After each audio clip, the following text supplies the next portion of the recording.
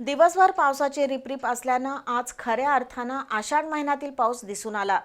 कधी तुरळक तर कधी मध्यम पाऊस झाल्यानं वातावरणात गारवा निर्माण झालाय।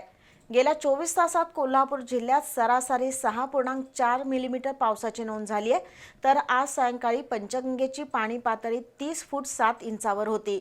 दुसरीकडे राधानगरी धरणाचे 2 स्वयंचलित दरवाजे उघडले आहेत। धरण पाणलोट क्षेत्रात दमदार पाऊस सुरू असल्यानं आणखीन काही दरवाजे खुले होण्याची शक्यता आहे। दरम्यान धरणाचे स्वयंचलित दरवाजे उघडण्याचा क्षण अनुभवण्यासाठी अनेक पर्यटकांनी राधानगरीमध्ये गर्दी केली आहे। आज सकाळपासूनच कुंदाणी ढगाळ हवा आणि अखंड पाऊस असं चित्र आहे। आषाढ महिन्यात हत्तीच्या सोंडेसारखा धोधो पाऊस कोसळतो। यावर्षी पावसाला तितकासा जोर नाही। तुषार सिंचन होत असल्यासारखा बराच वेळ पाऊस पडतो। आज दिवसभरात असाच मध्यम ते तीव्र स्वरूपाचा पाऊस झाला। पावसात सातत्य असलं तरी पावसाचे थेंब टपोरे नव्हते। मात्र दिवसभराच्या ढगाळ हवामानात पावसाची रिपरिप सुरू असल्यानं पावसाळी वातावरण अनुभवायला येतंय। गेल्या 24 तासात कोल्हापूर जिल्ह्यात सरासरी 6.4 मिलीमीटर पावसाची नोंद झाली आहे। त्यामुळे अजूनही दमदार असा पाऊस जिल्हाभर पडत नाहीये हे स्पष्ट झालंय। त्यामुळे पंचगंगेची पाणी पातळी कमी जास्त होतीये।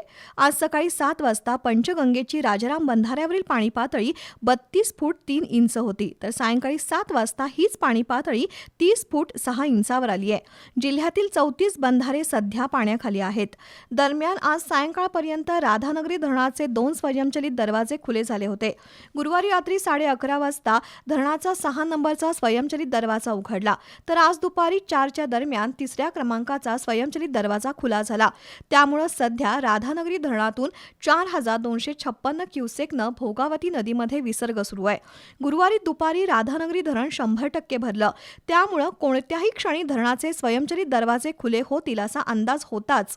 परिणामी राधानगरी धरणाचे दरवाजे उघडतानाचं दृश्य पाहण्यासाठी अनेक पर्यटकांनी राधानगरीमध्ये गर्दी केली होती।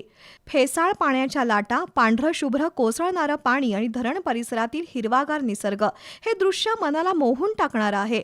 राधानगरी धरणावर शेतीच्या सिंचन योजना आणि पिण्याचं पाणी अवलंबून असतं। त्यामुळे राधानगरी धरण पूर्ण क्षमतेनं भरल्यामुळे शेतकऱ्यांसह सर्वसामान्य नागरिकांमध्ये समाधानाचं वातावरण आहे।